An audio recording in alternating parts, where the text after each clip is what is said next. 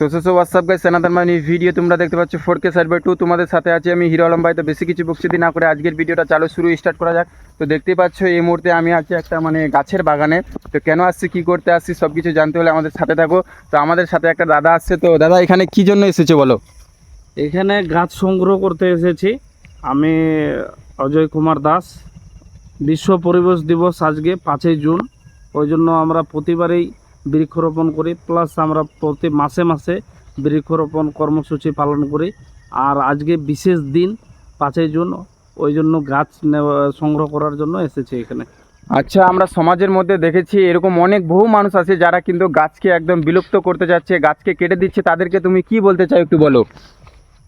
গাছ কাটলেই হবে না।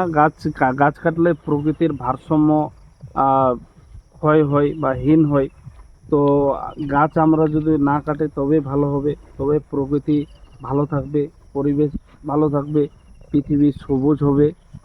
আর না হলে এই যে তীব্র গরম আরও বেড়ে যাবে। এবার যদি আমরা এরকমই গাছ কাটতে থাকি তাহলে গরমেতে আমাদেরও একদিন অবস্থা খারাপ হয়ে যাবে। হ্যাঁ, বর্তমান সময়ে দেখতেছি প্রচুর গরম করতেছে, সূর্যের তাপে সহ্য করা যাচ্ছে না। কিন্তু যাদের টাকা আছে তারা এসি কিনতেছে, ফ্যান কিনতেছে, কুলার নিচ্ছে। তো তুমি তাদেরকে কি বলতে চাচ্ছ? এসি, ফ্যান বা কুলার এগুলোতে থাকাটা খুবই ভালো, কিন্তু একদিক থেকেও খারাপ।